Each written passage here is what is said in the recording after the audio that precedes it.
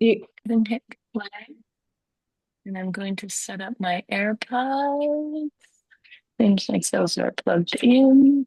Yes, perfect. Okay, spotlight. And we are good to go. So, welcome everyone. I will not be teaching in my overalls, but I'm going to get you lying down and then I go take them off over there because I don't need to take them off in front of you. That's weird. Um, so, either lying on your back or lying on a bolster is great for starting. Where I'd like to go is to start on the back with or without props to give you the opportunity to rest into the length of your spine. We'll be doing some twisting to begin this morning. And so I like to start where your spine is pretty neutral as it happens for you. If you prefer to place a bolster under your knees, it can be super nice to do that right off the bat, especially if you have a little delicacy, a little sensitivity in your low back. And the arms down and resting on the mat, blanket option under your head. If you're feeling a little cool, this is a great moment to have a blanket over you, and then we'll be right back.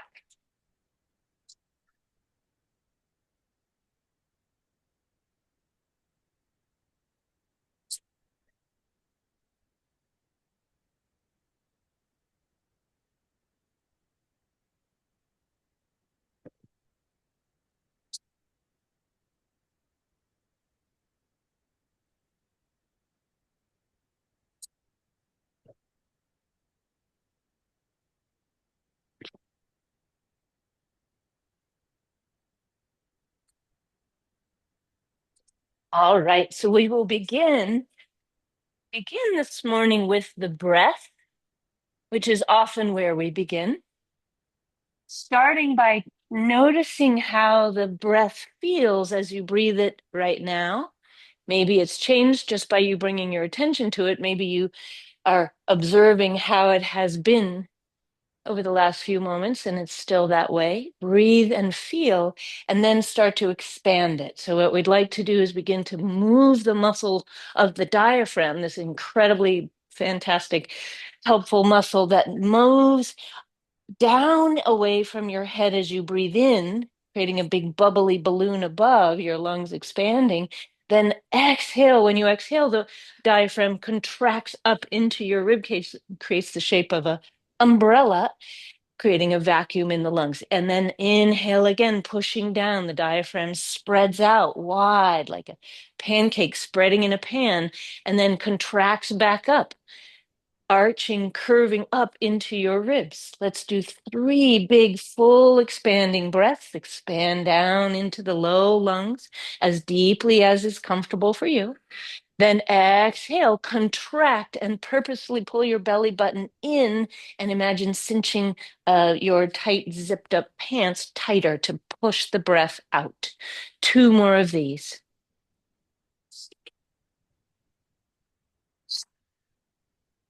It can be exhale through the mouth, it can be exhale through the nose.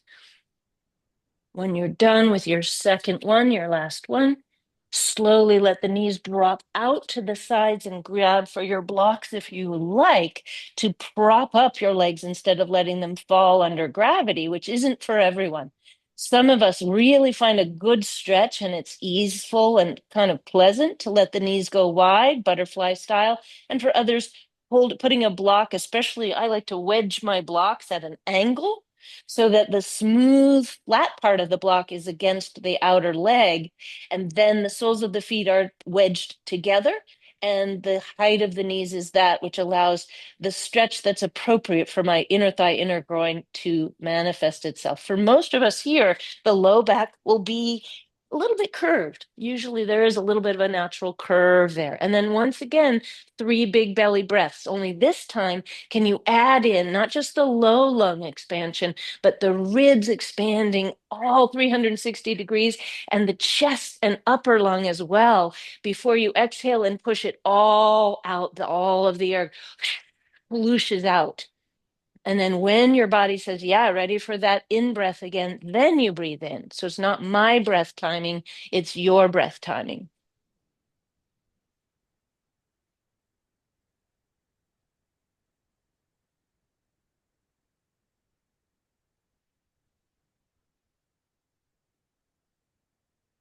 After your third one, you're pacing. So you might be behind your neighbor, ahead of your neighbor. That's not all good. You're pacing throughout the class. Gently draw the backs of your thighs with your arms or hands into your armpits. So it's a knees wide, gentle rocking side to side. By pulling your knees in towards your chest or armpits, the wider position armpits instead of center of chest is simply to give you a little more stability, rock side to side. The knees coming in like this gently curves your back into sort of the bottom, like the keel of a boat, slightly. Yeah, question? No. Okay. And then gently now come back to the center. Maintain the hold on your left leg. Interlace your hands either around your left shin or the back of your left thigh. And that interlace, that basket weave of your fingers, now serves to hold your leg as you push it into your own hands. Now, if you have any pain in your hands or wrists, you can always cross your forearms under your thigh and push into your crossed wrist. Yeah, so some of us have hand discomfort, so we don't do the interlace. So please feel free to push into those forearms instead. Otherwise, if you either way, we try to take up the slack in the elbows so that your arms get fully extended.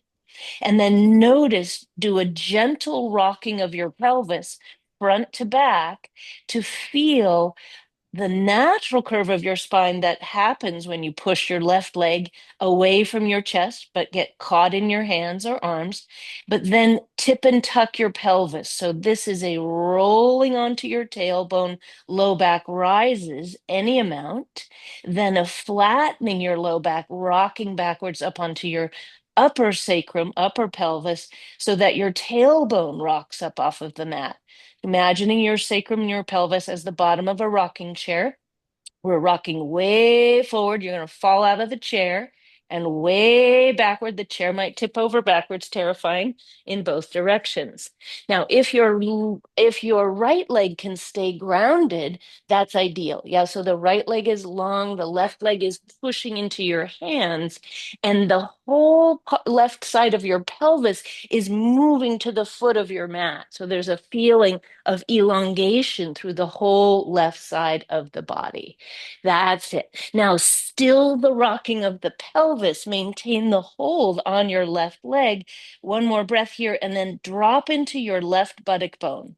The idea is that if there were a block sitting in front of your left buttock bone, you'd push it to the foot of your mat, thereby lengthening that left side waist. Take one more breath here. And then relax your left leg, let it become like a jelly leg, and put your left foot flat. That's kind of gross.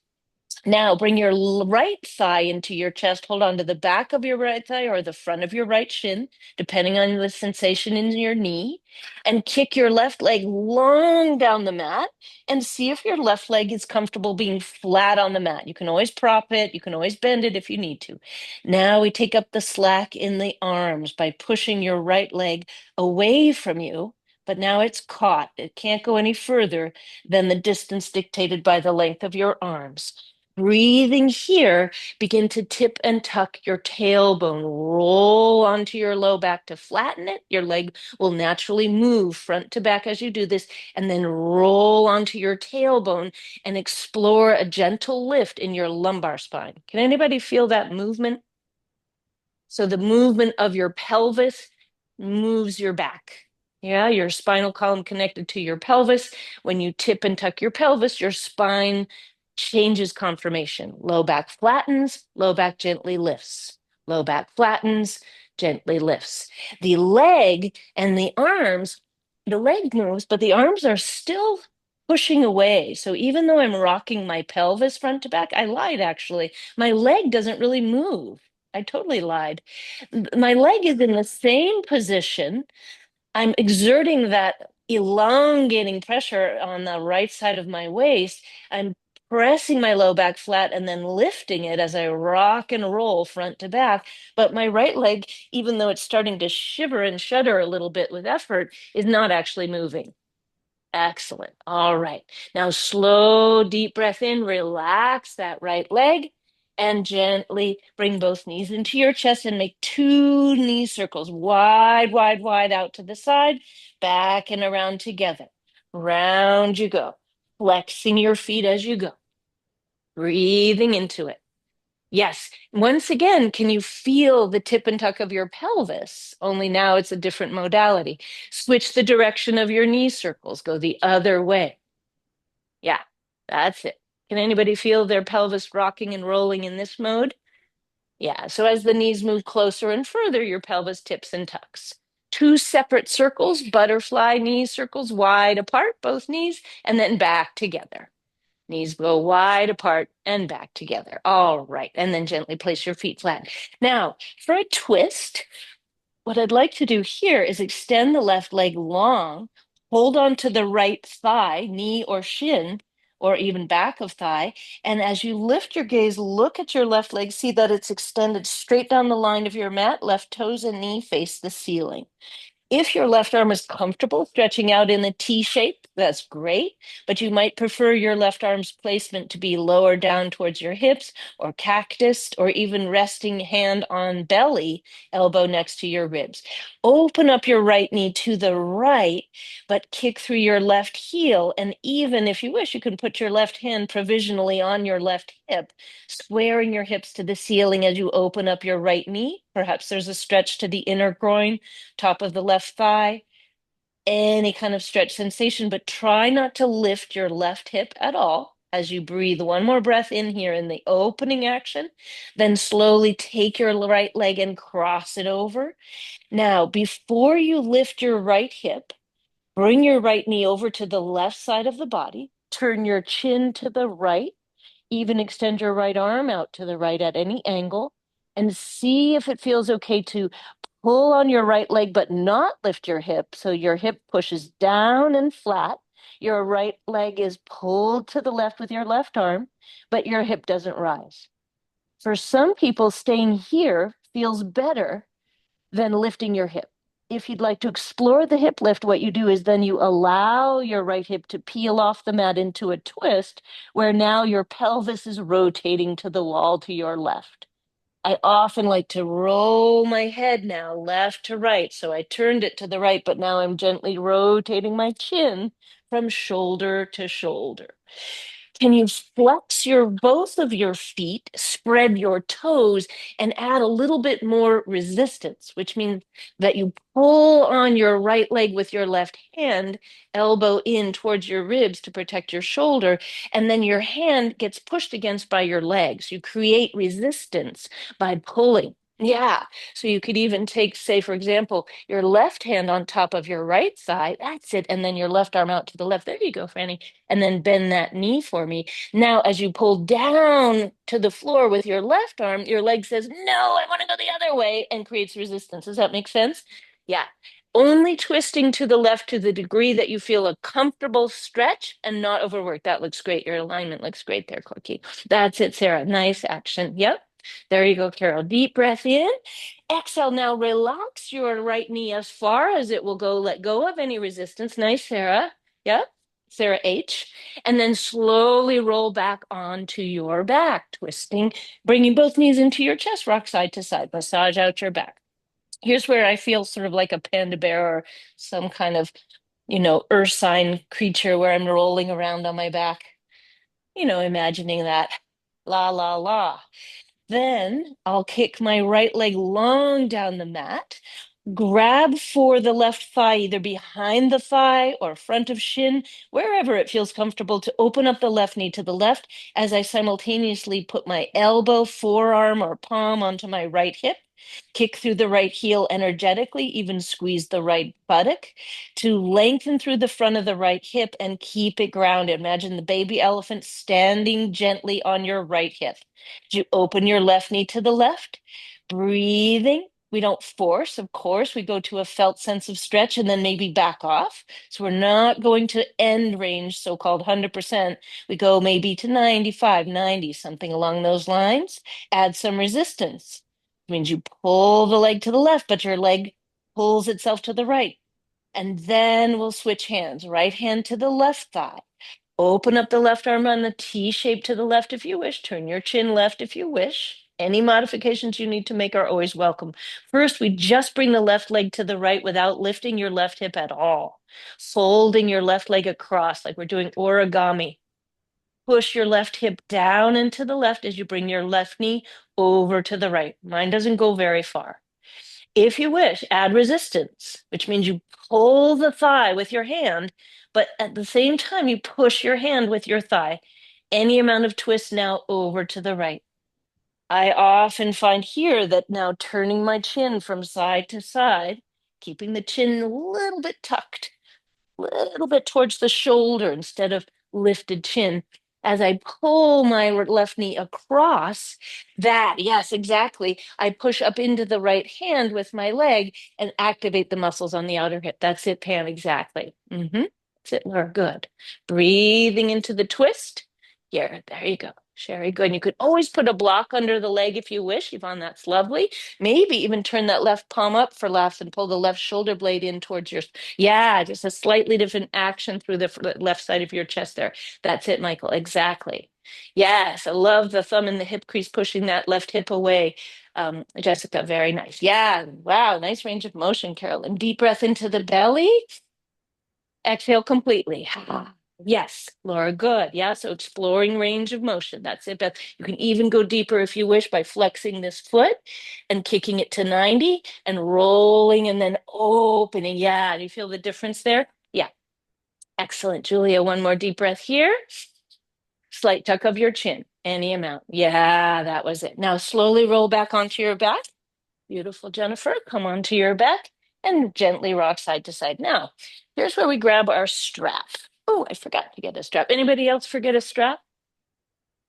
Excellent. Okay, take your strap. Some of you are going to be like, oh no, not this.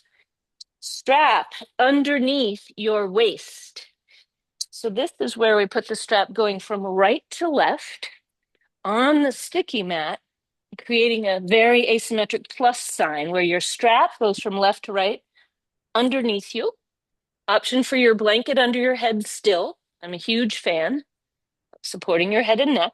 I'll go the other way just for laughs. The strap placement is that which allows the strap to be under the highest curve of your low back, which means that if you pull on your strap from left to right, it's in the place, which may be a couple of inches that you have to play around with, the place where it's easy to slide your strap from left to right when you're lying with your feet flat and your knees bent, and you can kind of floss your low back. Gross. Think about plaque on your low back. Ew. Okay, never mind. Strap going from side to side. Now, once you've established that your strap is in a place where you can easily slide it from side to side, then we bring the knees into your chest. Once you've done that, knees into the chest, either holding your legs or one leg or no holding, see if you can grab your strap and push down into it with your back as you squeeze your abdominals and try to pull your strap out from underneath you as you simultaneously try not to let your strap be movable because you're pushing down with your rounded back into the floor. That action is the engagement of your abdominal muscle. So as you pull the strap, can you make it so that if I come around and try to pull your strap, I can't get it because that exactly. Do you feel that? So that's your action. And the strap might move a little bit. It's okay if it does, but we make it more difficult for it to move. Let's give you one more layer under your head there, Julia, just in case that might feel. Yeah, there you go. Now try pushing down.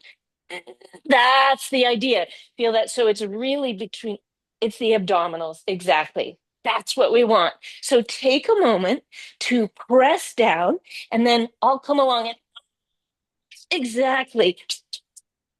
It's hard, right? Don't worry. We're just trying to make it. There you go. See, like, very nice. You're just trying to make it harder for me, not impossible. There you go. And it's okay to hold the knee and bring the knee in, and then yeah, see that? So when you hold on to your own knees with one hand or both, that's not cheating because You can really push. Exactly. Then you can try to let go of your knees and give me the same action. Very good. Exactly. Wow. You guys are strong. Oh, wow. We could really do some serious engineering here and support. Yes, see, that's exactly it. Like if there were a truck falling off a cliff, we could have you lie down on a piece of rope and we'd be fine. Very good. Now, low back, flat, flat, flat for me. That's the idea. Even a little bit higher up towards your head. That's it, Shelley. Yes. And now, very good. So that's a little harder, but you've got the action. Yeah. Couple more of these. Exactly. Take a break when you need to. Excellent. There. Good. Take a break, breathe, relax, and then when I come over, it'll be torture. Oh, that's it. You've got it. A little higher up, Sarah, if possible. Sorry for bad news. Okay. Yes, I know. See, nicely done. Very good. Ready? That's it. Try harder. Even more. You got it. That's the action, Corky. That's the action. You got it. Sometimes people find if they lift up their head, excellent, it makes it more doable. Poor Jennifer's waiting and waiting. Here she goes. Nicely done. And take a break. All right. So now that you know what you need to do, take a big breath and windshield wiper your legs from side to side and just let go. This can be a super easy, soft windshield wiper with very little to no muscle action, or you can flatten your back down into your strap and mat as you go through the middle. So I often find that if I do windshield wipers with a kind of easy side movement, but then a flat, engaged abdominal contraction middle transition, I get the best of both worlds. So I press into the strap, into the flat of my back as I go through the middle, and then I relax the legs out to the side as I roll onto one of my hips.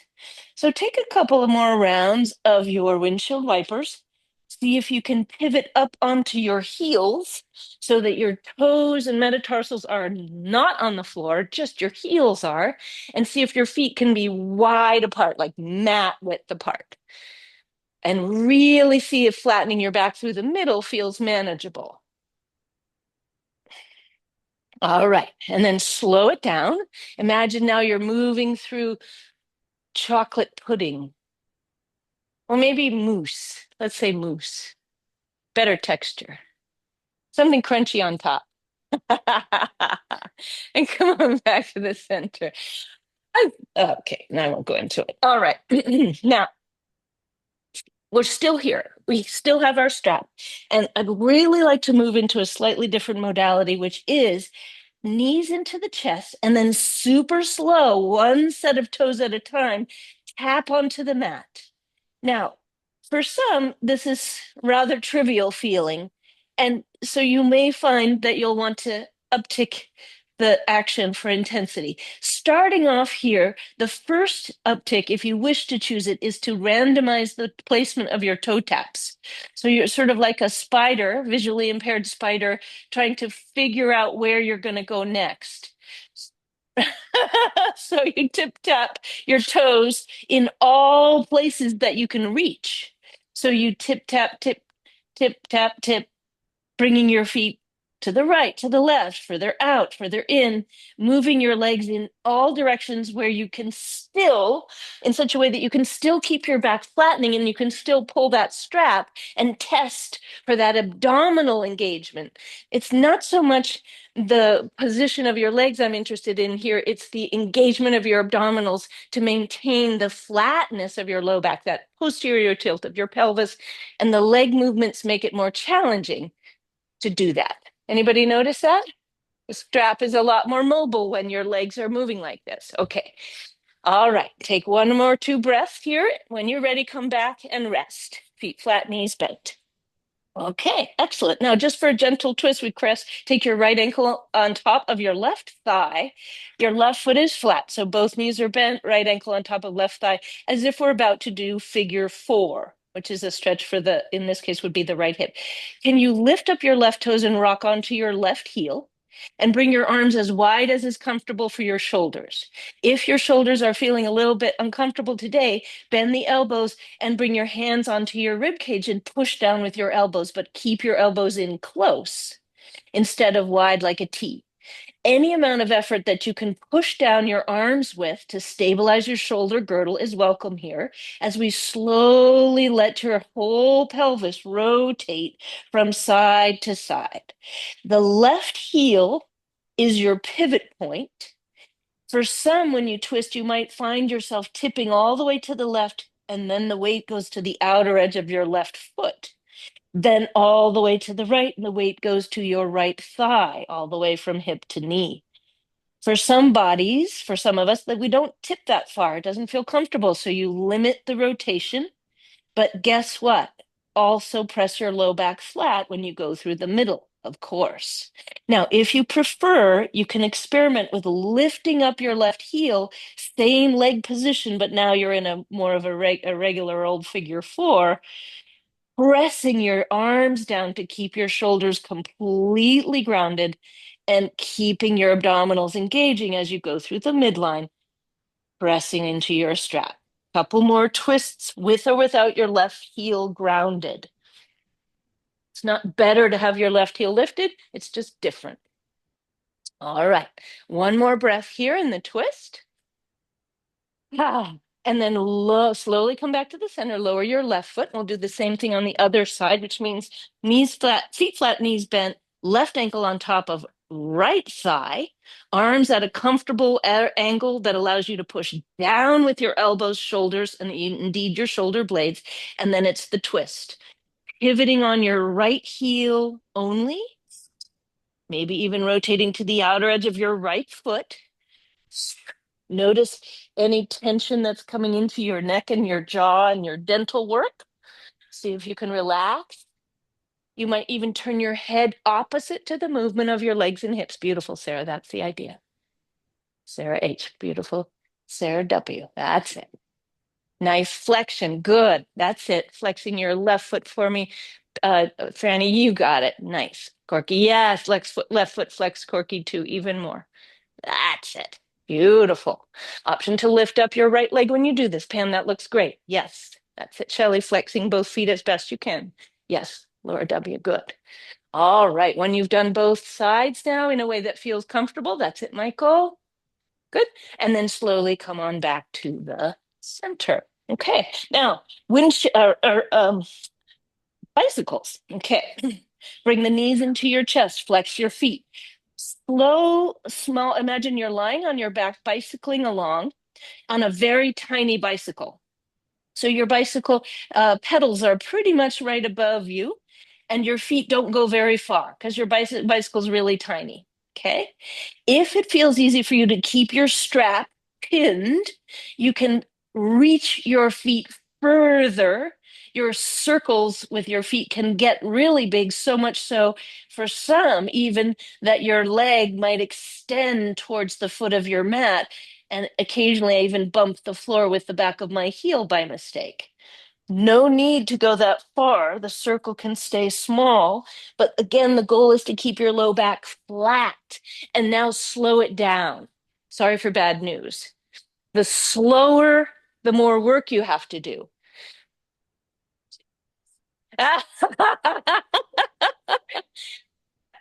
No, unless you go really slow on your teeny bicycle. I mean, they really, no, you wouldn't stretch them. No, no, no, no. Your bicycle gets bigger. So you have the expanding bicycle or your bike stays tiny. Yeah, the absolutely true. Got it. This has to work. Now go backwards. Okay, it's a unicycle, so now you can go backwards. Is it a teeny one or a huge one?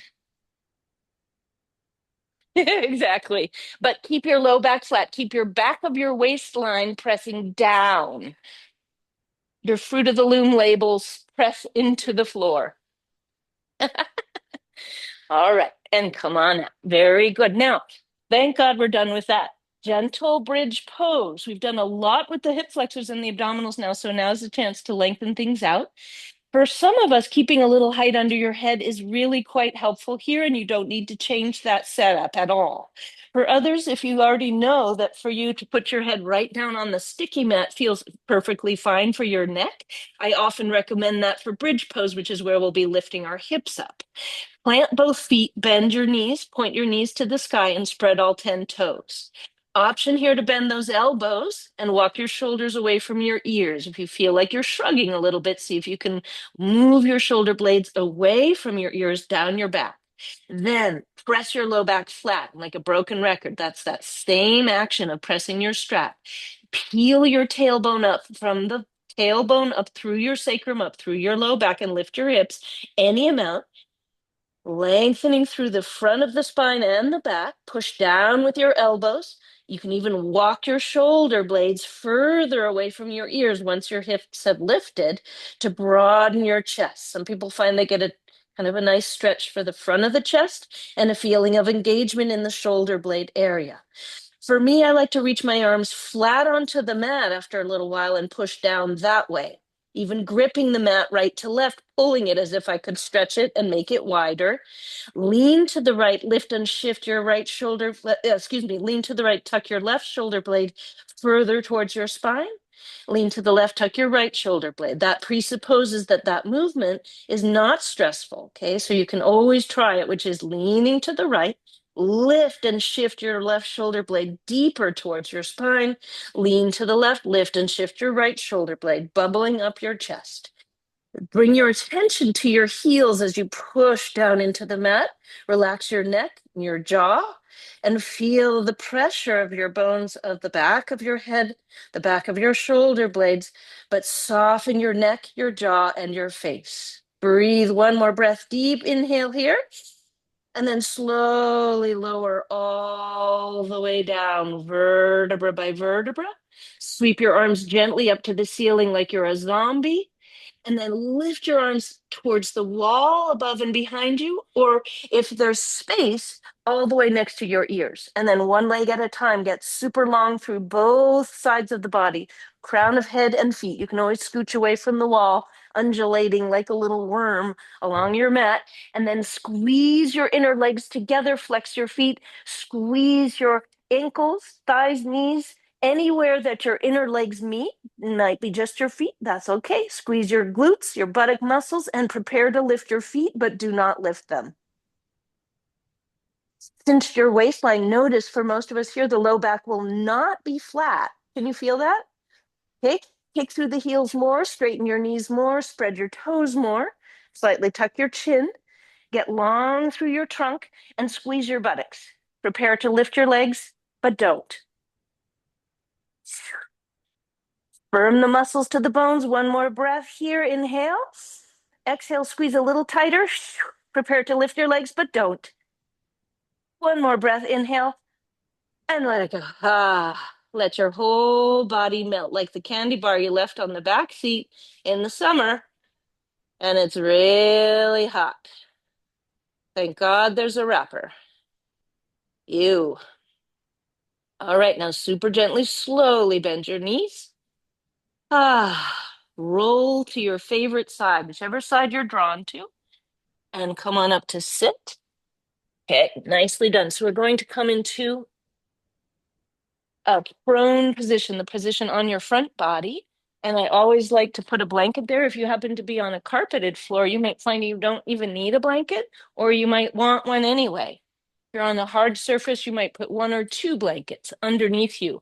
I open them up so I have enough blanket to be covering me all the way from my shoulders down to my mid-thigh-ish, so that any places where bone might press into the floor uncomfortably are padded. Two blankets may seem like, sort of Matahari kind of, I don't know if Matahari was known for that. Anyway, indulgent, but maybe Imelda Marcos or anyway. So I don't know, shoes for sure, but maybe she was otherwise quite an austere person. I don't know. Now, the front body rests on the blankets and the tops of your feet rest on another folded blanket if it feels better for your feet, because I'm going to do the thing we did on Wednesday, which is to pound my feet. Now, I like to pound my feet when there's a blanket there. I'm not a huge fan when there isn't. Although some Iyengar teachers are known to ask you to pound the hard floor, I kind of prefer pounding a soft surface. Why in the world are we doing this? Pound, pound, pound. Warm up your legs and feet. Excellent. Notice you have to use your glutes, right? Can you press your pubic bone down and still pound? Oh my goodness, that's so much harder, right?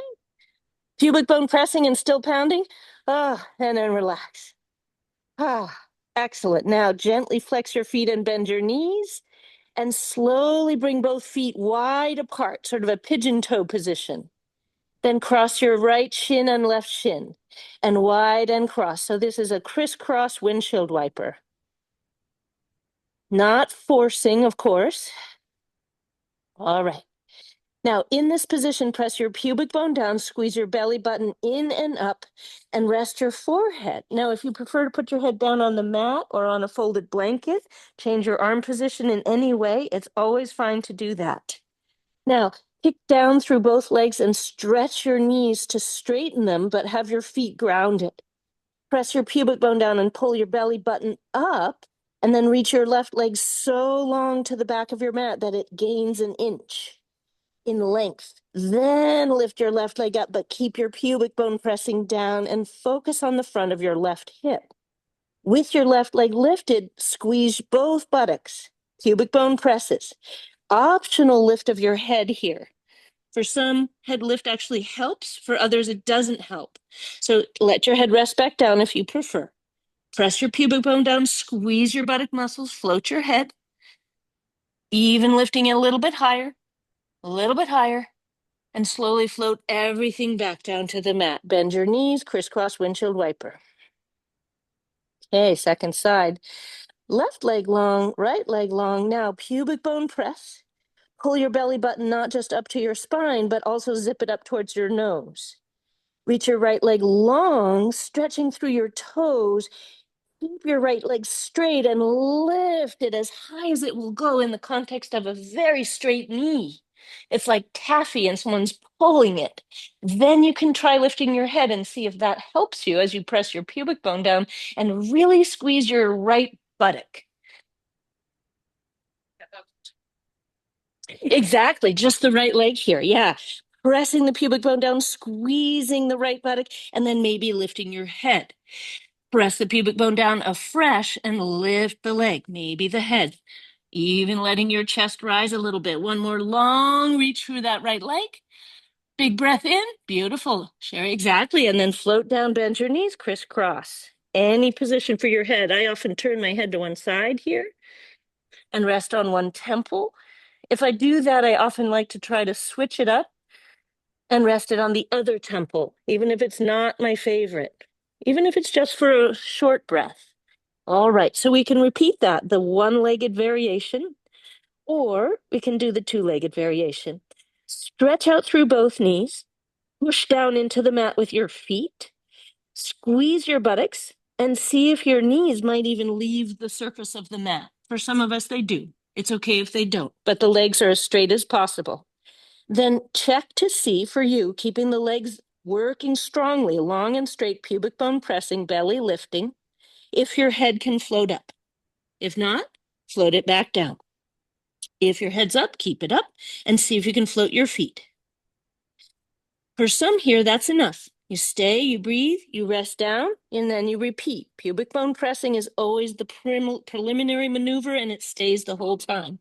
If both legs and head are lifted and you want to uptick intensity, pull your elbows back to your side ribs and stretch your arms right next to your body.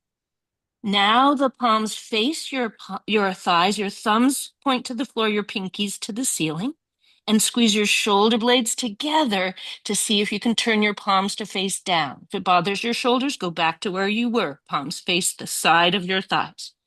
Breathing. For those who want still more intensity, lift your hands any amount upwards or simply reach down to your feet a little more strongly. You do not need to lift your arms straight up to the sky if it doesn't work for your shoulder joint.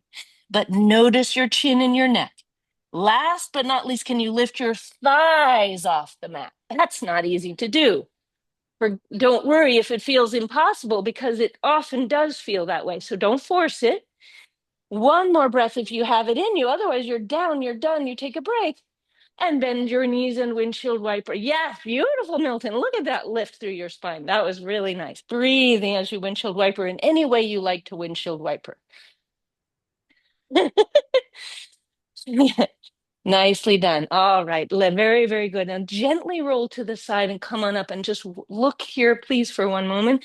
I'd like to show you this one so you have a visual for it, and then you can always go into it. Looks like this. I'll show it facing forward just so it's a little bit easier for everybody. The idea is that you're lying on your front body. Your legs and feet are pretty comfortable. We start with that pubic bone press, lumbar spine flattening, and then the only thing I lift is my shoulders. And down. Shoulders. And down. That may be where you stay. Yeah? Totally fine if that's what you prefer. Peel the shoulders off, hold and breathe, and back down. Now, finally, peeling here, straightening through the legs and lifting, floating the head, reaching, and then any amount, kick through the heels and reach for the fingers for your ankles. Pubic bone pressing, squeeze the shoulder blades together and back down. Same thing again, shoulders, pubic bone, head, legs, and back down. Cubic. Now, maybe you grab your feet. Not for some of us, right? For some, grabbing the feet is just the wrong equation.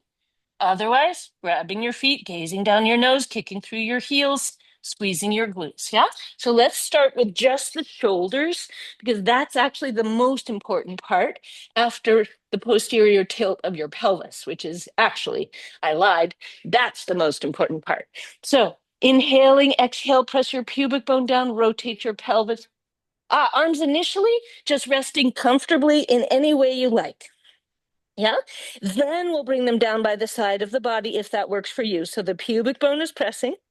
Squeeze your navel in up and towards your spine. Tuck your tailbone. Then reach your arms down along the side of the body if it works for your shoulders. And then in this position, we start to lift your shoulder heads up. Just your shoulder heads. Pull up and then soften down and schlumph. Then they lift up again. And your hands, your head is down, exactly. Chin tucked and the head stays down the whole time. Then again, you lift just your shoulder head so your hands don't lift. Your hands stay heavy like gorilla, sleepy gorilla hands on the mat. Yes, exactly, Yvonne. So just your shoulder heads. Exactly, Michael. And then you let them go schlumph down. Nice. Squeeze and gently, slowly bring them up. Beautiful, Jennifer. Yes. Look at that range of motion. Now, if you wish to add on, you can slowly start to, after you've lifted your shoulders, lift your head, flex your feet, bend your knees, and reach your arms back towards your ankles. And then lower back down. Take your time at your speed. You might end up reaching for your ankles. You might end up reaching and grabbing your ankles. It's not better if you grab them, it's just different. If it bothers your knee joints, then it's better not to grab them. Yes, Beth, exactly. Let the speed of this be your speed. You might be going much more slowly or much more quickly than your neighbor. Nice, Sherry. Excellent. Pubic bone pressing. That's it, Shelley. Exactly. Flexing the feet as you lift them, if you can be a different way of working. You might prefer to point. Pubic bone pressing. That's it, Sarah. Nice long spine.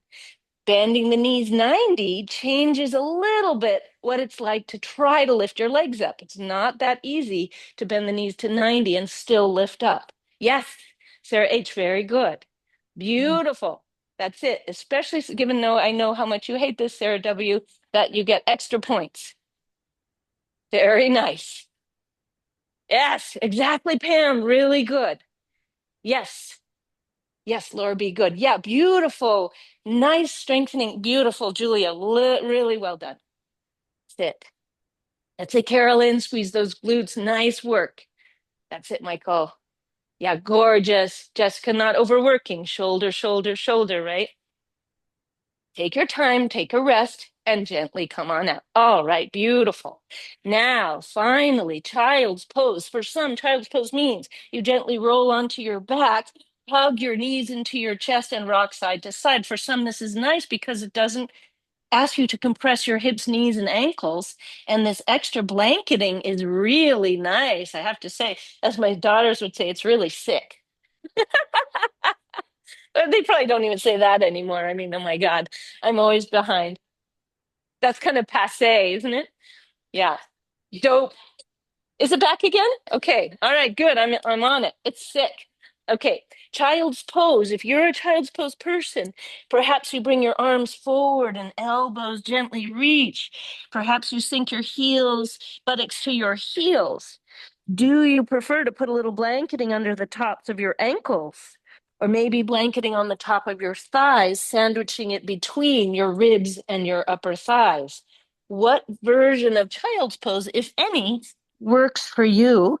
And then we go back to the breath as we started this morning. So it's that belly, hard to do in child's pose, rib cage, that's a bit easier. Back body expands. And let it go. Let's do three full belly, big belly, rib, collarbone breaths in your favorite version of child's pose, whatever that looks like. Big breath in, full exhalation, ending with the belly button pulling in and up. Inhale, full expansion. In any position that serves you here. Exhale. Last one, your breath.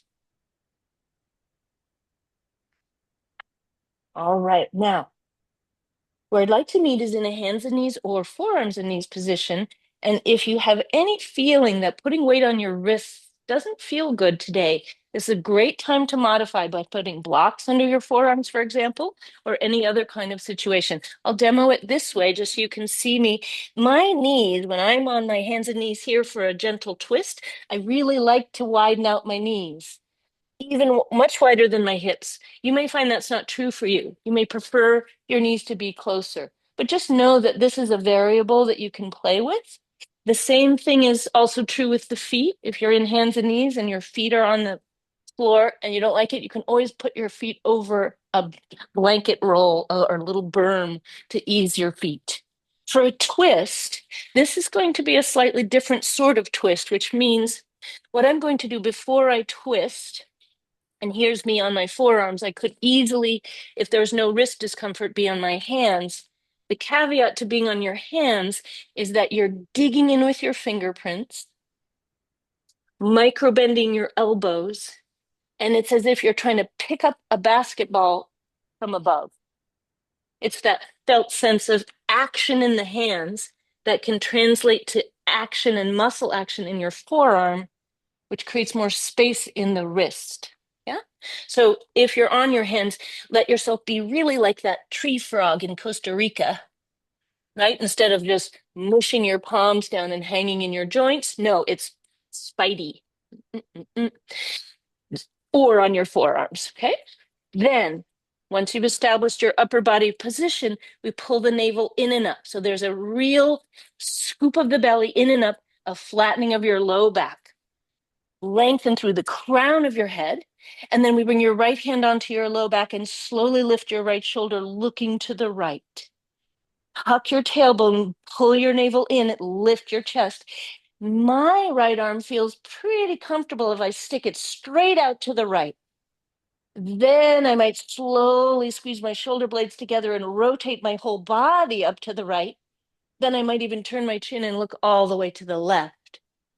In this position, spread your 5 fingers of your right hand, open up your chest, but keep your belly pulling in and up and your low ribs closing together like curtains being shut. Then you have the option to do a hanging thread the needle where your right arm goes under but doesn't touch the floor. Breathing, or you can ground your shoulder and your head and relax your whole left arm, buttocks in a kind of a happy baby or baby child's pose. Option to reach your left arm forward. Option to reach your left arm all the way around and grab your right thigh. Now, to come out, we'll do this 3 times, so don't worry if you're like, what the heck? We have many times to try it again. Your left hand comes down or your forearm, and then we slowly recoil, opening up to the right. Maybe my right hand goes back onto my low back if I didn't lift it before. I'm not going to force the shoulder joint. Perhaps it swings up and open. Big long body reach, collarbone broad, shoulder blades away from your ears to lengthen your neck, and then we stand back where we started into your table pose, tabletop. Then we do the other side. Yeah. Great question.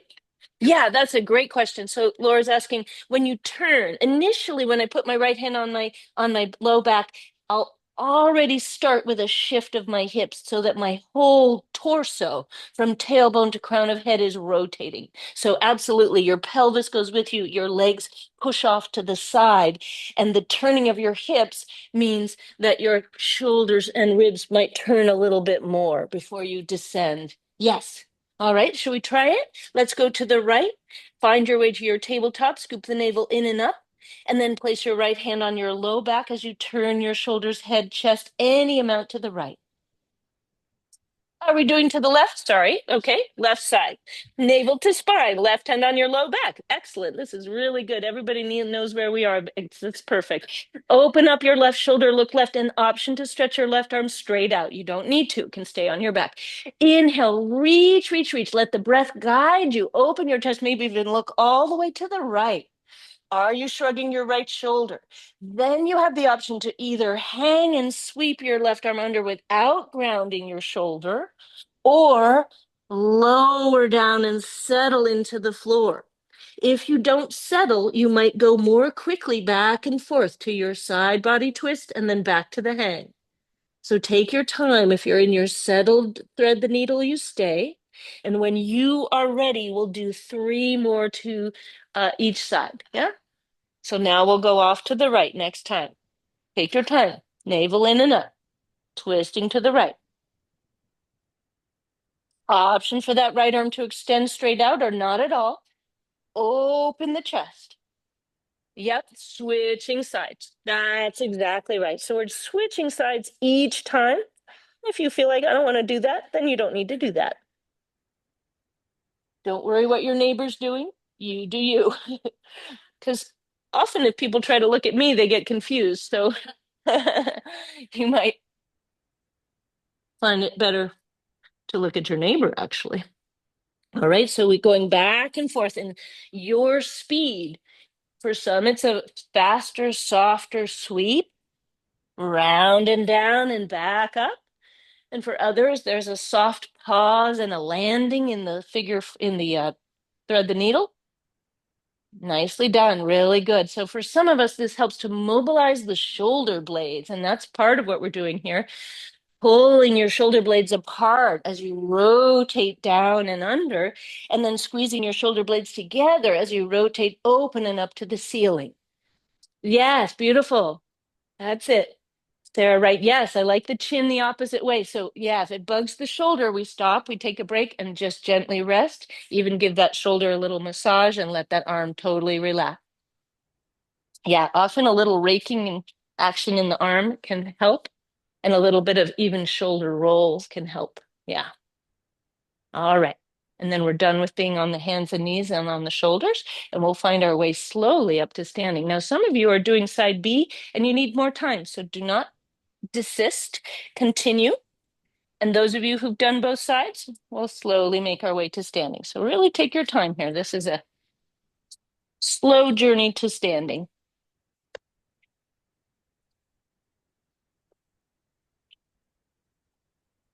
All right. Now, we'll be using the wall for this. So what I'm going to do is turn my mat so it's like yours, which means that it's now perpendicular to the wall.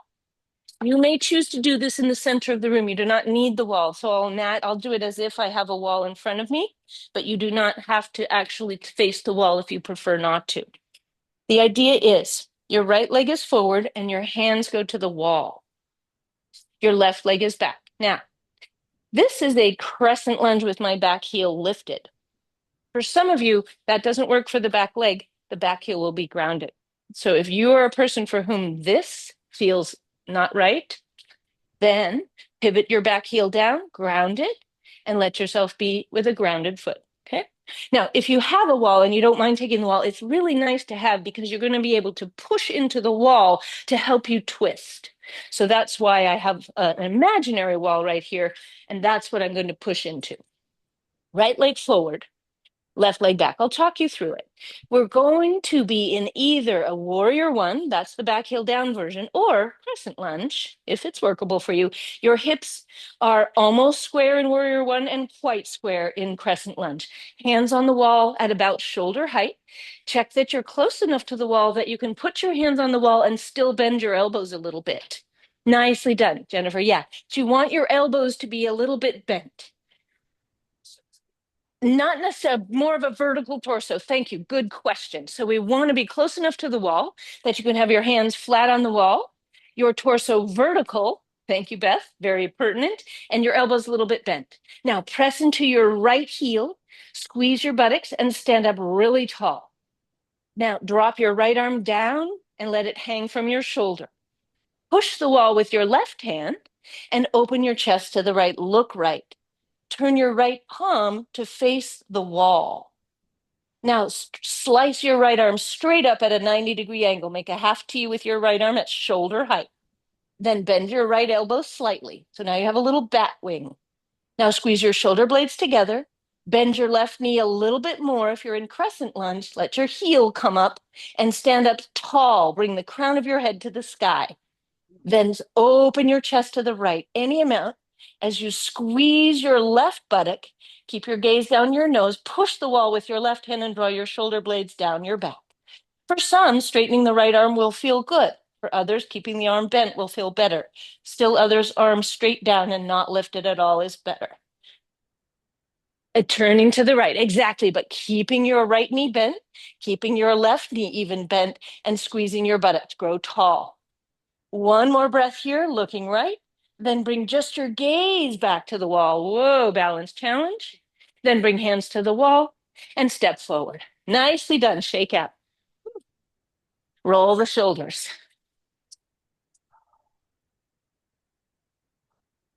Ah,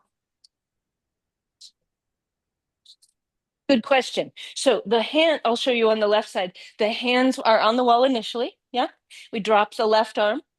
This is my left leg forward. Then I slice my right arm up and out like a half T. Yeah. And my palm is facing the wall in front of me. Then I bend that elbow to bring my left shoulder blade down my back. And I use these muscles to help me twist to the left. If it feels better, I drop that arm down. I do not need to have that arm up. It can always come down or even here. But if I wish to, I can push the wall with my right hand and stretch out through the left. Sink into the heel, wiggle the foot back, spine long. So I'm trying to bring my crown of my head up to the ceiling as I twist towards my front leg. Can we give it a try? Any backing off we need to do, we back off. We might not twist that far. We might not bend the knees that much. We might not lift the arms at all. Let's bring your left leg forward. Bend elbows, palms on the wall at about shoulder height, a comfortable height for your shoulders. Squeeze your buttocks, sit tall. Then push with your right hand into the wall and drop your left arm straight down. Turn your left palm to face the wall and then slowly slice it up and see what height is appropriate for your left arm, maybe shoulder height. Then bend your left elbow so you have a little bat wing and draw both shoulder blades down your back. Press into the floor with your left heel and grow tall through your spine. Now push the wall with your right hand and twist to your left, opening your chest any amount, tuck your chin. If you wish to stretch your left arm out straight, you can, but you don't need to. Yes, that's it, Jennifer. Sinking a little lower. Exactly. That's it, Franny. That's it, Corky. Beautiful. Twisting to your left. Grow tall. Nicely done. Turn just your head back to the right. And come on back to the center. Step forward. Nicely done. Shake out. All right. Now it gets easier. All right. This will be a leaning forward variation. We'll still face the wall if you wish. You don't need to. You can do this one in the middle of the room if you prefer. But the idea is that you're close enough to the wall that when you reach up at about shoulder or above, you can place your hands comfortably on the wall, Some people will find that now in Warrior One, it's nice to reach your arms way up the wall. For others, not so much. If one arm is bugging you, it might be just one arm today that you reach up. Totally fine. So let's find our way to the wall where it's easy for you to put your hands at shoulder height, depending on your shoulders, and see if you're close enough that you could slide them high. Your back foot, your left foot, is about railroad track hip distance away from you, and the back heel in this variation is grounded. You pivot your left heel to the midline, you drop your toes and heel down. Pushing the wall with your palm, draw your shoulder blades down your back, and now you get to lean your torso forward. So if you feel like you're too close to the wall, take a moment and gently walk backwards a little bit. Nice adjustment, Sarah. Now press through your right heel, draw your belly button in and up, and then lift your chest to the crack between the wall and the ceiling up above you, and slide your hands any amount forward and up the wall. Breathing here. Press your left foot back, pull the sticky mat backward, scoop your belly in and up, long spine. Oh, my left shoulder doesn't feel so good. I'm going to let my left arm hang softly. Lift, lift, lift your chest. Gorgeous. Now tuck the chin, draw the low ribs together, and bring your lungs equally to the wall. Parallel your shoulders to the wall. Nicely done. Exactly. Hands can reach high, high, high. Now you can stay here or peel your hands behind you and come into airplane arms. You're still leaning towards the wall. Take your arms any amount behind you. Turn your palms to face down and bend your elbows up to the ceiling. Balancing. You can always keep one hand on the wall. You can even switch off. But now your shoulder blades are squeezing together and you're trying to lift your wrists up behind you any amount. Lean forward, but pull your belly in and up. Nicely done. Beautiful. One more breath. Option to lift your sternum, your chest. Option to even lift your gaze. Yeah, beautiful, Carol. And then lengthen and walk towards the wall and out you go. Whew. Take a break, shake out. Now, to rest, some people find that to rest, they go up the wall. So instead of hanging in a forward fold, for some bodies, it actually feels really good to go to a wall and reach up. And that elongating strategy. Yes. For others, buttocks on the wall, feet at least 6 to 8 inches away or less, then a soft knee bent forward fold. Both are fine. You can try both. Any distance your heels like to be from the wall can be totally workable here. The reason I'm leaning on the wall is simply that as I lean on the wall, I can slide left to right. I can put a little weight against the buttock bones.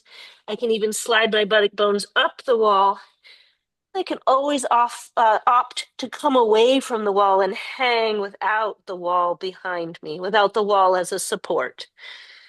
So this is a moment to explore a variation of a resting pose that feels restful to you, a stretchy, releasey pose that lets you let go of something that's not serving you right now. Yeah. Take your time. If your arms are crossed, hands into the crooks of the elbows, switch it up. Now, for many people, rolling up with a curled spine can feel really good. I like to bend my knees a lot when I do that. But those of us dealing with low back strain, I tend to like to lengthen my spine for a flat back, squeeze my glutes, and then slowly lift up with a long, flat spine. Take a moment to roll your shoulders forward, up and back, forward, up and back. And sorry for bad news, but we have one more side to do. All right, so it was right leg forward, left leg back. So now we do left leg forward, right leg back. Yeah. The idea in this one is that your torso is tilted forward towards the wall. Your right heel, back foot heel is grounded for Warrior One. Any adaptations you need to make, of course, are welcome. We start with the elbows bent, hands at about shoulder height. Press into your left heel, square your shoulders to the wall. Don't worry if your hips aren't completely square. That's quite normal. Press through your left heel, draw your belly in and up, and then push the paint up the wall. Elongate. Leave one arm down if you need to. If you prefer to balance, just reach your arms up, up, up, up, up. You don't even need to touch the wall. But if your hands are on the wall, you can reach for the crack between the wall and the ceiling. Notice the temptation to shorten the back of your neck and lift just your chin. See if you can lengthen your back of your neck and slightly tuck your chin, even if you lift your chest. Nice, beautiful length, Franny. Yes, that's a Corky. Long spine. Beautiful. Back heel, right heel down if possible, up if need be. Yes, classically it would be down in our Virabhadrasana 1, Warrior 1. Beautiful, Beth. Navel to spine. If you wish to balance even more, you can reach up, look up, and finally rainbow the arms wide open and bring your arms behind you, squeezing your shoulder blades together. Option to grab your wrists if you wish, or to let your arms be apart. Any distance is fine. Squeeze your right buttock, sink into your left heel. Draw your tailbone down and your pubic bone forward towards the wall. Nice, Sherry. That's it. Beautiful, Lisa. That's it. Beautiful collarbone parallel to the wall, Laura W. Nicely done. Yes, also Laura B. Beautiful. That's it. Sternum forward and up, Julia. Even more. Up to the clock. Yes. Up, up, up. Beautiful. Nicely done, Michael. That's it, Jessica. Take your time. Sit, Shelley. Yeah, good. Beautiful. That's it, Lynn. Nicely done. All right. And out you come. Very good. That's it, Carol. All right. Okay, now. Oh, good. Okay. We'll turn to face the long edge of your mat. Grab your two blocks. At any point, if you decide that the blocks are inappropriate, too heavy, not quite working for you, you don't need them. We drop them. Okay. What we'll be doing is facing the long edge of your mat with your feet in what we call Devyasana, goddess pose, which means that instead of your feet being wide apart for warrior two, they're closer, 2.5, 3 feet apart ish. Heels pull in, toes point out. Now, it can be helpful to take your right foot, rotate on your heel, and check to see what is the range of motion of your right foot. Right? So as you rotate your right foot in and out, what we're looking for is the movement of your foot that comes from your hip. So put your right hand on your right hip with bent knees, and as you squeeze your right buttock, let that muscle action be what rotates your toes out. So you're moving from your buttocks, not from your ankle. Does that make any sense? So it's a little bit more limiting, isn't it? If you move from the foot, you can probably put your foot way out here. But if you move from your buttock, keeping your toes in line with your knee, you probably end up with more like a 45-ish degree angle or 60, something along those lines. And then do the same thing on the other side. Grab your, sorry, I know we've got blocks, but it's like we're shopping and we didn't get a basket, you know? Yeah. So you're holding your milk and everything and eggs and you're hoping you don't drop anything. And then you squeeze your left buttock. That externally rotates your leg. Try not to let your foot go past your knee. So if your toes stay in line with your knee, now you're seeing what range of motion your hip joint would give, your gluteal muscles would give, rather than what your ankle can do independent of your knee. Okay, so what we want is to have both feet turned out, but within a range of motion where the knee can go right over your toes. Now, for some of us, it helps a lot if you're able to tilt forward a little bit. There's much more freedom of movement to be had for some of us when the upper body can tilt forward. If when you stand up vertically, you feel it's just the same, then choose vertical. But if you need a little forward tilt, no problem with that. You could even shift your buttocks a little behind you. Also, no problem with that. What we'd rather not see, however, is your knee sweeping forward inside your big toes. Not very stable for the knee joint, so we prefer not to work that way. Okay, now blocks, if you choose to use them, should you choose to accept this mission, you squeeze your blocks together chest broad, and if you're vertical, great. If you're tilted, great. But your navel is in and up. Right? Your pelvic floor is lifted. Nobody's going number one or number two anytime soon. All right. Sorry for bad news. Pull your elbows into your side ribs and lift your sternum. Now, slowly straighten your knees, any amount. They don't have to straighten all the way. And then bend again, press through your heel. Pressing your blocks, squeezing your elbows into your ribs and lower. Now you can keep this. This is really quite strengthening for your legs, your chest, your arms, and helpful for the shoulder joint because it's stable. If when you bend your knees next time you feel like you want to slowly open up, you can bring your arms out. Blocks can point any direction, doesn't matter. Then bring your right elbow onto your right thigh and experiment with a lift of your left arm. Maybe it goes down, maybe it goes up.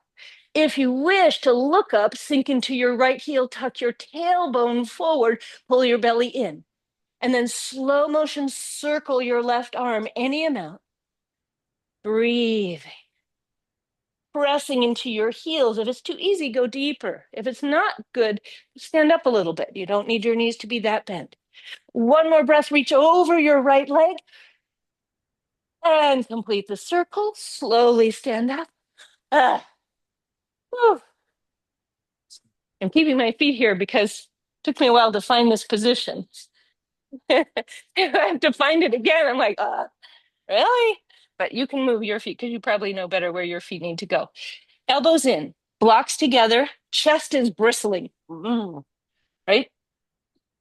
And then elbows hug your ribs. We bend those knees. Option to lean forward. Totally fine, but try to keep your knees wide. Keep the inner thigh lengthening, the outer hip engaging. Press your blocks. And then again, you can stay here, slowly straightening and bending as if through a very viscous medium, something like chocolate mousse. I'm obsessed. Stay when you're ready. Option to lean forward. If you find your knees coming in front of your big toes, great time to lean forward and push your buttocks back so that your knees can go right out over your middle toes. Then maybe your elbows come out wide. I'm going to do the forward leaning version, but you can be vertical here too. That's totally fine.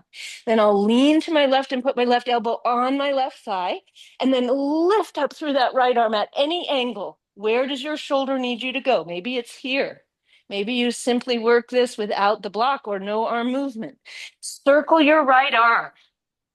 Either direction is fine. I'm going to go up and over. I started over, down and up, but I'm going to actually go up and over because I like that. But you could switch it up.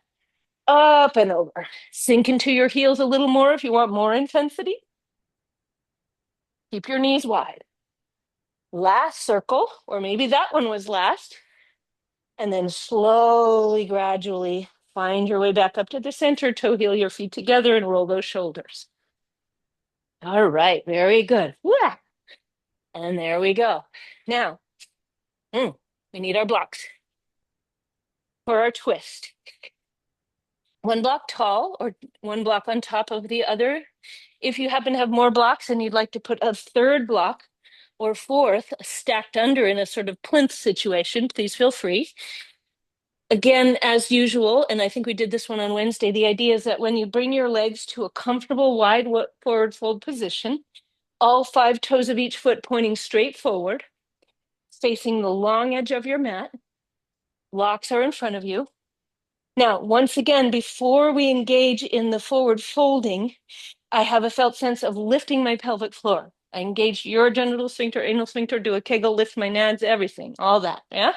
And as I lean forward, I lightly tap the blocks so that the primary focus is the length of the spine, spread of the toes, press of the heels, unlock your knees. Then with light pressure on my left hand or forearm, put my right hand on my back, and we'll do the same twist we did on our hands and knees. But then to Laura's question, Laura W's question, we do let the hips turn to the right, tuck the chin, and maybe add the right arm, same as before, straight out to the front, or open the chest. Now, if you want to bring your left hand lower, if it feels like you can come to more of a flat back, descend your left hand even to the floor. Let your hips rotate to the right as you open up your chest. Your right arm might sit on your low back. Turn your gaze any amount to the left. Bend either knee. I tend to like to bend my right knee here. You can even bend it a lot. One more breath in your twist, and then slowly go back to the other side. Now it's the right hand lightly tapping onto one block or two, left hand on your sacrum. Rotate your belly button to the left. Let your hips turn to the left. Option for your left arm straight out at shoulder height like a wing. Open up the chest any amount. twisting your upper body to the left. Bend your left knee as much as you need to, get long through your spine. Really cultivate that abdominal engagement by pulling your navel in and up, but lengthen through your crown of your head. Yes, beautiful, Shelley. Nice action through that arm. Even turning the chin to the right, bringing your right shoulder blade away from your ear. One more breath, get long, and then slowly come back to the center. For those of you craving a forward fold, please feel free. But for those of us for whom the forward fold isn't appropriate, I like to go flat back. Slowly come on up and roll the shoulders. Yeah, exactly. Yeah, nice. Now, if you came up, what I'd like to suggest is that you come to the wall and then everyone else can slowly meet us here. This is the one where we flatten our back. So take your time. If you're in your wide-legged forward fold, there's no rush. We'll slowly come to flat back, slowly toe heel the feet together, and then come to lean against the wall. The feet move away from the wall and they're about hips distance apart. And then I put my hands on my hips. Now, weirdly enough, this one is not meant to be a torturous strengthener so much as it is actually a lengthener for your back.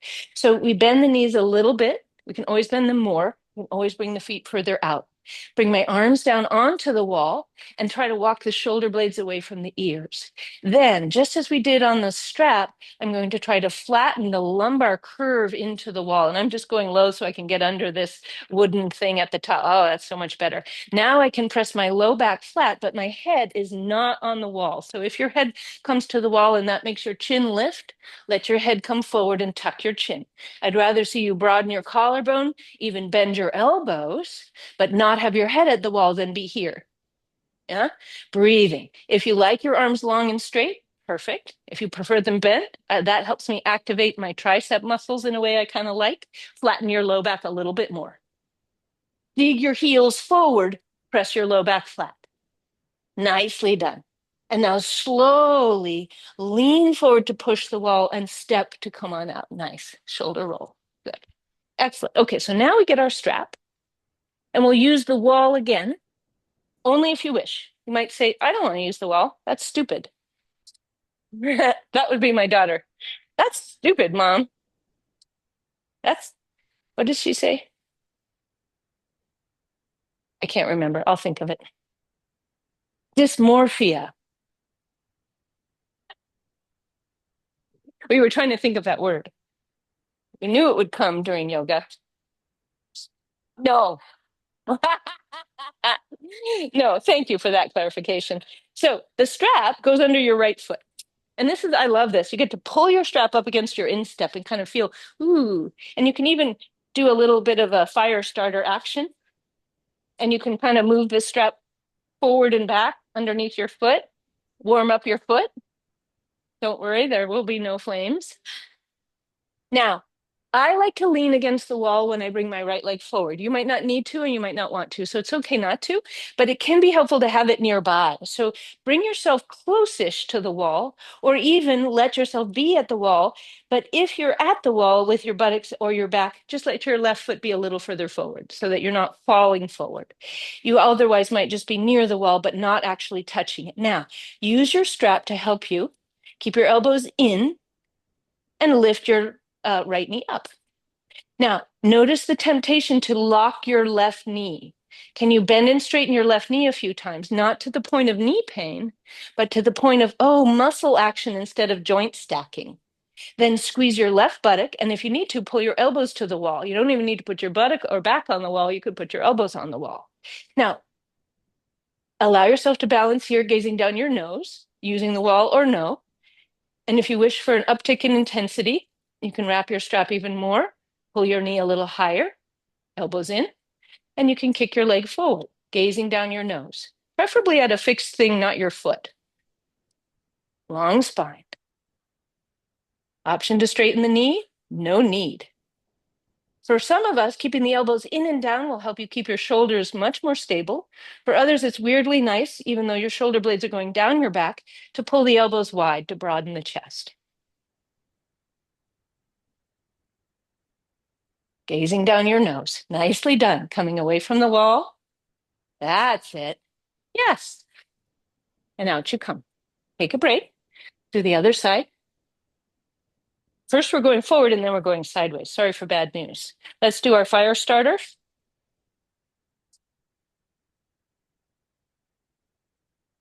All right. My daughter, speaking of fire starters, she's doing avalanche training.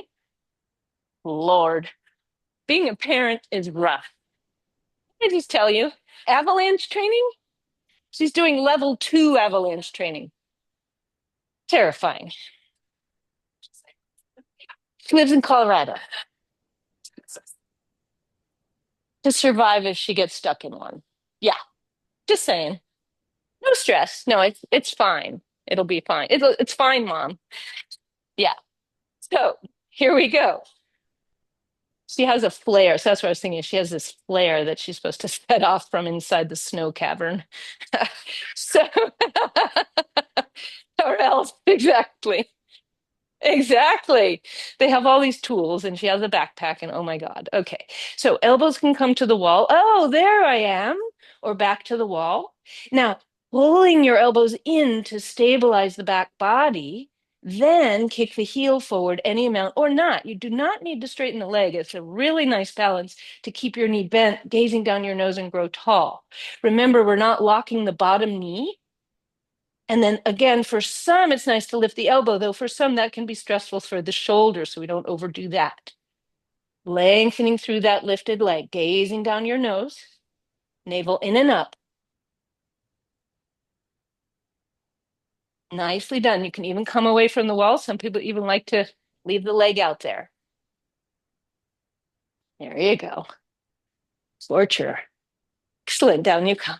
All right. Now, this one we do without the strap, just the wall. And you can use your, I love this, cupcake your fingers. Isn't that cute? Cupcake, cupcake your fingers. It's like the frosting is underneath there. Cupcake your fingers to the wall. Now, just the right knee. Remember, we did it with the strap. So now body muscle memory is there. We spread the toes of your of your bottom foot, left foot, and slowly lift your right knee up, gazing down your nose. Press your right buttock bone straight down, bring your right knee straight up. And then without moving your hips, bring your right knee out to the right. So it goes up and open, but not very much. If I open it all the way, my hips turn. Yes. And then press into the fingerprints. And then maybe take your right arm out to the right, left arm out to the left. Maybe reach them higher, even higher, whatever you like. Back to the wall is always an option. Even wall, wall, wall the whole way. Thumbs on the wall. Hitchhiker thumbs on the wall. Nicely done. And then finally, nice. Excellent. Yeah. So the wall is behind you there. So it's a different kind of balance sensibility. Like, oh, it's always there. You could fall into it. Second side. Last one, then we'll lie down. We are out of time as usual. Spread your right toes, microbend your right knee, pull your left knee up. Drill your left buttock down, lift your left knee higher. Gaze down your nose, something fixed. Open up that left knee, drop your left buttock. Nicely done. Then option for arms to go out and around at any height, out and extend. Back of hand to the wall, fingertips to the wall. Breathing, gazing down your nose, lifting the arms, totally optional. Yeah, beautiful balancing.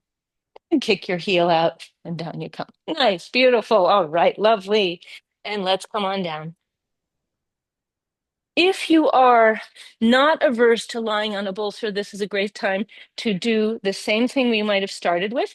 If you prefer to come 2 legs up the wall, you can simply bring your legs up the wall. I'll show the bolster variation. This is to end with a chest opener, upper back opener over a bolster. Ah. For some, this is all well and good, but it might even be nicer if you take this whole bolster to the wall and put your buttocks at the wall. And now you get to do legs up the wall on a bolster. How fun is that? Ah,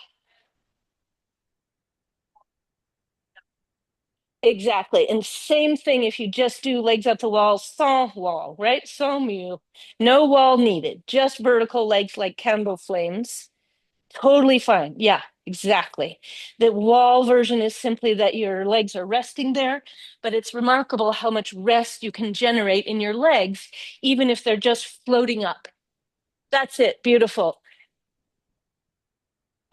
The block, if I tend to like the block under my sacrum, so the softer part is under my head, but that's really personal preference. I sometimes will put a blanketed block to lengthen my bolster for me. I have a short torso, so I don't truly need it, but for some, it's nice to have a little extra length, and so block with blanket is optional. Yeah, simple Viparita Karani without the actual physical wall can be a real boon. Less futzing around, you're there. And now we get to do nothing but release, relax, let go of effort. Any kind of resting position that serves you. And if you feel like transitioning between a couple, please feel free. Yeah, exactly. You can be right on the bolster with legs up the wall or not. Exactly. 100%. If the bolster isn't quite long enough, we'll build it up for you. Okay, perfect. Yes, you got it. And that way you get the chest opener at the same time as the legs up the wall. Good. Gently walking your shoulder blades down underneath you to broaden your chest. Taking your time to let your eyes soften and settle in your skull. To let your brain ease in its watery pool.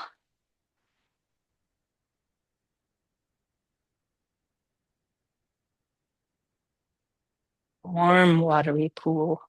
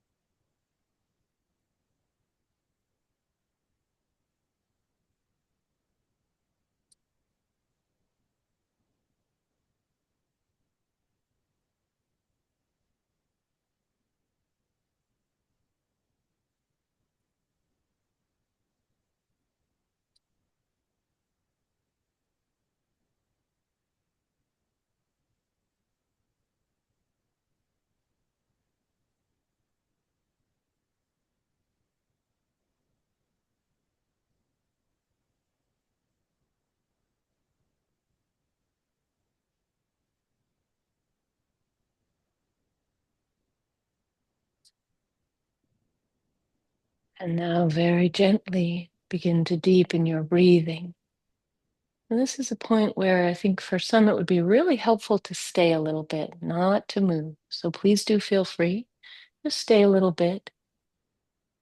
And for those who feel comfortable finding your way gently out of your Shavasana, give yourself a chance to do that in a way that feels completely natural, easy, making any movements that serve you, help you land in a seated position of your choice, one that's comfortable and easy.